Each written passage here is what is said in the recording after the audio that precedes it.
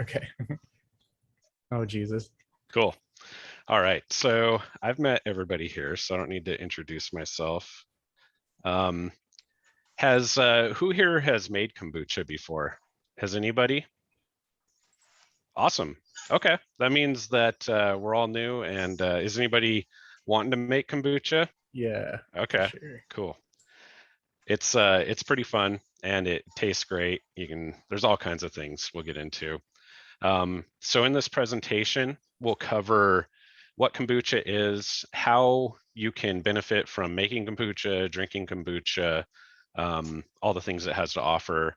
I have a basic recipe that you can use to get you started. This is the recipe that I use for my base, and then you can really go crazy from there and make all kinds of cool stuff. Cleanliness, fermentation, flavoring, packaging, and recipes. So I'm taking this kind of, I'm assuming that everybody has a knowledge of brewing. And I think that that kind of makes it unique for this group of people, because when I started making kombucha, it was generally taught by people who didn't know how to brew beer. And so there's like a whole level of knowledge that you expect from somebody that knows how to brew beer. And I think it's easier for people that know how to brew beer to get started. So this is a glass of kombucha that I made, and it's a raspberry ginger kombucha, the same one that I have in my mojito. All right, so I'm sure you all know what kombucha is, but if you've been living under a rock for the last few years, it's a fermented tea. It is a little wild and funky. It started around 200 BC as a Chinese beverage for its healing properties and its health properties. So they would make it, and then it just kind of spread through Asia and Europe and became popular in the United States also. It really kind of fell out of popularity in around World War II because sugar and tea was in short supply due to the war effort. And around the 60s, it started to show up again. And nowadays, I think that it's pretty common. Like there's places where you can buy kombucha on tap. Um, but yeah, it's mildly alcoholic. You're looking like 0.5 to 2% alcohol, and it's a wild fermentation. If anybody has any questions, just feel free to stop me. I don't have a script or anything, so go ahead. So how does kombucha benefit you? Well, the biggest benefit of kombucha is that it's rich in probiotics. Similar to like yogurt, it really helps your gut health. And I would say that most of the benefits that are on this list are due to those probiotics. So it helps you nutrient absorption, vitamin synthesis, breaking down proteins, and there's a laundry list of other benefits. It should be noted that I don't know how many of these are proven. I think that some people, it helps some people in different ways. And it's definitely not a panacea. So you can't, like, it doesn't cure anything. It's only helpful when combined with exercise and nutrition and a healthy lifestyle. But on its own, it won't make you healthy. The cost benefits are huge when you make your own kombucha. Because you're looking like $2.50 to $5 a bottle. And when you make your own, it's pennies on the dollar. It's so cheap and it tastes great. So yeah, you get a pretty good benefit there. Also, when you make it at home, there's multiple benefits to the quality. You can make it taste better because you're using higher quality ingredients. It's suited to your own tastes, and it's not pasteurized often unless you want it to be. And at the store, it'll be pasteurized usually, which destroys a lot of the probiotics that you're looking to get out of it. So there is one word of warning. if you're pregnant or nursing or have a weakened immune system, then it's not advised to have kombucha because of all of the unknown microbes in there. I've never had a bad reaction to it, but I've also never been pregnant or nursing. So, but yeah, just my wife stopped drinking it when she was pregnant, and yeah, it was just a precaution that we took. So this nasty thing is the SCOBY. That's a SCOBY that I used this morning to make another batch of kombucha. And it stands for, so SCOBY is an acronym that stands for Symbiotic Culture of Bacteria and Yeast. So it's a matrix that that the bacteria puts together in conjunction with the yeast, kind of like a pellicle, to protect the kombucha from oxygen. And there's all kinds of yeast and bacteria kind of woven into this matrix, and you can use that to make kombucha. So for what you need, you have to have a SCOBY to start out with. You need some tea. Any type of tea works. I personally use the Lipton black tea that you use to make like iced teas. It comes in big, I would say 3-inch by 3-inch squares from Cash and Carry. Definitely not a high quality tea, but you can use high quality teas and it'll probably make a better product. Your mileage may vary. You know, you can experiment. I think it's like the Wild West with kombucha. There's no BJCP guidelines or anything. Like you can do whatever you want. So you have to have a large pot, big enough to boil a gallon of water, and a sugar source. So we're talking like white table sugar. I've heard people have good experiences with raw sugar. I've heard that one's actually the best to use. Table sugar is easy to get though. And some people use honey, maple syrup also. Anything, I don't know if malt would work, probably. That'd be fun to make a malt kombucha. And so you need something to ferment in, and then a cheesecloth to keep anything from falling in there or ruining your batch. And that just fits over the top.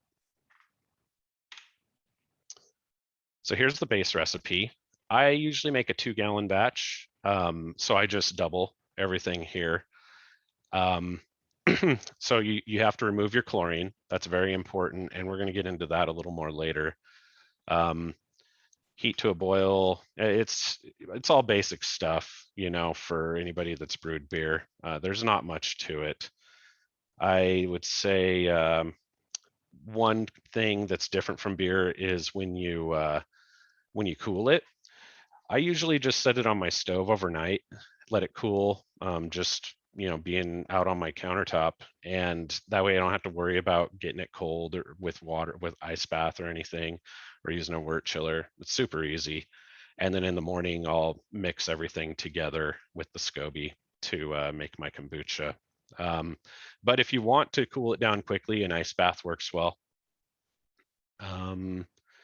Yeah, so you make your kombucha, add sweet tea to a clean fermenter, add starter solution. So you need to have mature kombucha. That's your starter solution. And what that does is it drops the pH of the solution and makes it a better environment for your yeast and bacteria to live in. It will prevent other microbes from taking over in there also. So it's very important to get some starter solution.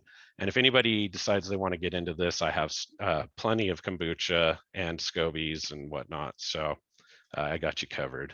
So last thing you do is just put a cheesecloth over it to keep everything out. And the fermentation is going to be much simpler than beer. You don't need a chest freezer unless you're looking into reproducing your kombucha. I personally am not looking into reproducing it. I don't think about it on a critical level like that. I just think like, does it taste good? Where with beer, I would want to achieve a reproducible product. But you want to ferment it around room temperature or, you know, 80s, 90s, whatever works. The thing to remember is that the hotter you ferment it, the more sour it's going to get and the quicker it'll ferment out. and it'll take, you can expect between 1 to 2 weeks. I've heard of like almost a month. Actually, I've had it almost a month in really cold rooms. But there's a lot of variables like your temperature, how much your kombucha you're making, and the size of your SCOBY, so like your pitch of microbes. And I kind of just play musical booch around my house depending on the time of the year. So when it's really cold in the winter, I will stick it next to my my fireplace. I have like a little cubby there that nobody can see it, and so it'll stay nice and warm next to the fire. And other times of the year, I'll put it in the guest bedroom, or if there's no guests in there, at least, because it'll smell a little vinegary. And yeah, I just find a good spot for it. I've done it in my beer room, and that you have to be a little careful about. I definitely don't do what I say, do what I do, because it is spreading more microbes throughout your beer room, and that can be a concern. I've never had a uh, infection since I've been doing that. But who knows? Maybe someday there will be. What I do though is I try to reduce the amount of time that I have fermenters open in my beer room to try to reduce that sort of chance of infecting it with the air. But really, like, the air is saturated in all kinds of stuff anyways. So when it's done fermenting, after the 1 to 2 weeks, you want to taste it to see if it's ready. And this takes some experience, because it depends on what you want to do with it at that point. If you want to bottle condition it, it needs to have a little bit of sweetness left over. And you want that because you want that sweetness to carry over into the bottle to create carbon dioxide. But also, if you're adding fruit to it, then that can add to the sugar also. So that really takes experience. The general rule of thumb is just wait for it to taste good.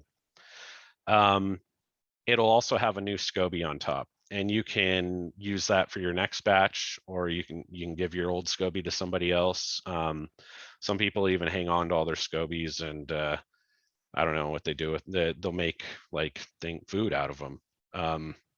Yeah, if you do that, tell me how it turns out, and if you're more adventurous than me. I've heard of people. I've seen recipes to convert a SCOBY into like gummies. Mm-hmm. I've also heard of people drying them and using them for vegan leather. Interesting. Yeah, I've heard of that too, and I've never been adventurous enough to try it, but I bet it's good. It's got all the right things to make it good. It's kind of acidic and a little sweet, so yeah. Where would you store it? In the fridge? In You like can a dry jar it in the out. fridge? Oh, dry. Okay. Oh, so if you're right. So if you want to just store a SCOBY for long term, like if you want to stop making kombucha for a while, you would you can go a few months in the fridge. Just store it in the tea that you made and put it in your fridge. I don't really have problems just making a big batch, sticking a SCOBY in there, and then letting it sit for. I've taken a few months off before, and then come back to it, and it's perfectly fine. I think the most important part is just don't let it go dry. If all of the tea evaporates off, then it's going to go bad. You want to worry about mold. I've never had a batch go bad, because really, like, with the SCOBYs making it bad as far as like infection goes, but mold would be a big problem. I've never had mold, but yeah, I would throw it out if I had that. I have seen a friend have his infected with calm yeast before, and I think that had to do with him not adding enough starter in the beginning to get the pH low enough to inhibit that calm yeast from growing. So let's see here. Yeah, and when you think it's done, just try to imagine like what it's going to be like after a few more days of fermentation, because if you put it in a bottle, it's going to ferment a little longer. Or if you are gonna bottle, or keg condition it, then it's going to ferment a little longer too. And you can use any sort of container that you would use for beer to ferment in. Nothing corrosive, all food grade. So the the big one here is chlorine. You want to make sure that you get the chlorine out. It tastes bad and it will kill the microbes in your kombucha. So there's all kinds of ways to get chlorine out. I'm sure you're all very familiar with it. I don't know about a cabinet tablet. I think that would work, but also that is supposed to halt yeast activity. So, but it works for beer. So I would imagine it works for kombucha. I boil. One other thing to look out for is hard water. I have never made it with hard water, but I know that I have heard that it can produce off flavors if you use hard water to make your kombucha. And then sanitation. I see a lot of stuff out there, or I did when I was getting into making kombucha, that people were using Star San on their fermenters, and I don't know, they were just worried about sanitation, which totally doesn't make sense to me because you're using this SCOBY that's just filled with like all kinds of crazy yeast and bacteria. Like, I don't see a point in sanitizing it. So what I do is I just wash it out with soap, non-scented soap, and usually I'll use antibacterial just because that's what I have, and just get it clean, your fermenter and your bottles, whatever you're packaging in. I don't worry about scratches in my fermenter because it's, all wild anyways. And I don't even wash my fermenter every time that I make it. I usually will rinse it out between batches with just the jet on my sink. And if it's been 2 or 3 batches, then I'll wash it out with a cloth and some soap. But it's like it's almost like there's no real point in cleaning it too much because it's completely saturated in that yeast and bacteria. The plastic or whatever you're using it would be very difficult to get all of that off. And then for packaging, you have 2 different ways that you can do that. The first would be natural carbonation. Just you leave some residual sugar in. It's not like beer where you measure out some corn sugar and then put in a measured amount, and now you have like 2 volumes of CO2. You really have to experiment with this and try it and see if it's carbonated enough. So what I would usually do when I'm bottling is add flavoring. So you're going to add like fruit or whatever you want to add. If it's fruit, then you're good on sugar. That's going to be enough to carbonate it. But if you're not adding anything that has sugars, then you're going to want a little sweeter tea to go in there so that it can carbonate enough. And then you just let it. If I'm using glass, which I do, but you have to be careful with glass because it'll explode. But if I'm using glass, I'll fill up a bunch of glass bottles, and then I also fill up a plastic bottle of like a soda pop or something, and I use that as my control. And so every few days I'll squeeze that bottle, see if it's if it's carbonated, and if I think that it's at the carbonation where I want it, then I'll open up one of the other bottles and drink it and see if it's the right carbonation. If not, if it is the right carbonation, I put it in the fridge and you leave it there so it stops fermenting. If not, you just leave it out until it gets to the right spot. Yeah, and then once you've removed it or put it in the fridge, you don't take it out because it'll start fermenting again. And generally it's good to drink this stuff fresh anyways. And then there's the forced carbonation method, which is what I do now. It's much easier. The difference is that you need to add your flavoring in a secondary fermentation. So I have another bucket that I use an airlock on, and I add all my fruit into that bucket, and then I rack the kombucha into that bucket and let it ferment for 4 days or so. The thing I like about the forced carbonation approach is that you can taste it more easily in the fermenter to get it exactly where you want it, and then as soon as it's exactly where you want it, you put it into the keg and start chilling it, and then it's kind of like stuck right where you had it. Let's see here. Yeah, and you can use, so I got from Adventures in Homebrewing, there's a 2.5 gallon keg.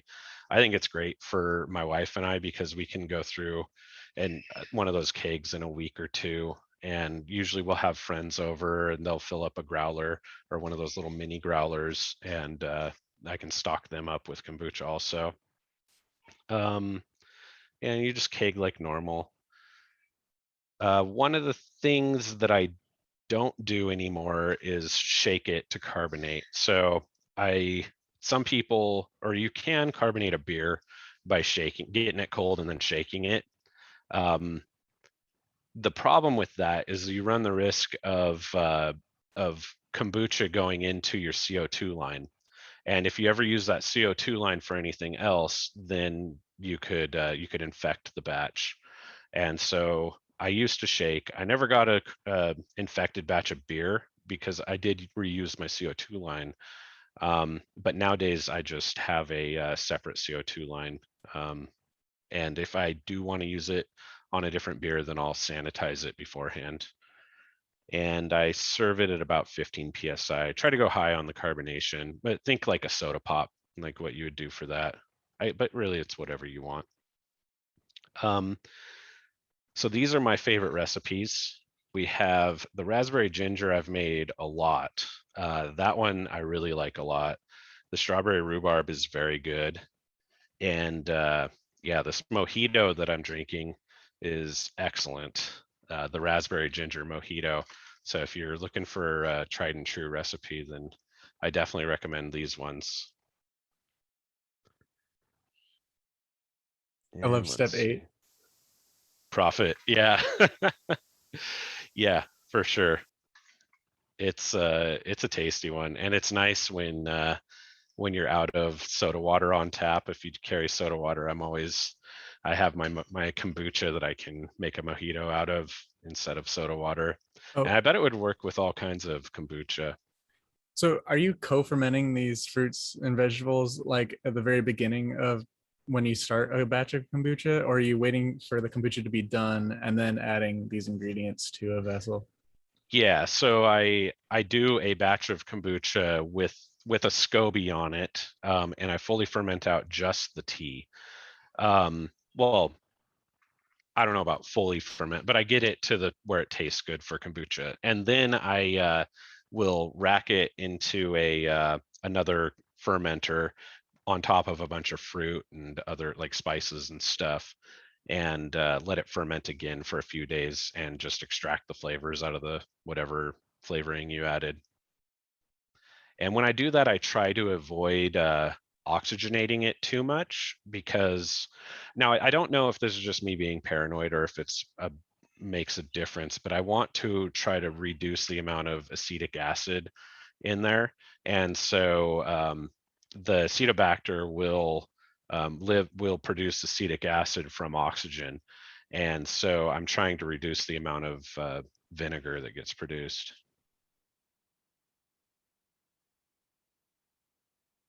When you rack it over, do you transfer the SCOBY with it too? Or is it just the liquid? Good question. Yeah, no, I don't. So when I rack it over, I usually leave some starter solution in the original fermenter, and that'll be my starter solution for the next batch. And I leave the SCOBY in with that starter solution. And if I don't think that I'm going to brew in a while, then I'll just make a batch and I'll put it in there just as like a storage solution to keep the SCOBY alive. Yeah, that's a good question. But so this is the end of the presentation, but this book I think is worth noting. It's a very good book that is cited pretty often with people making kombucha, and it has a ton of recipes and a ton of information. So if you're interested in making kombucha, I would consider this a must read.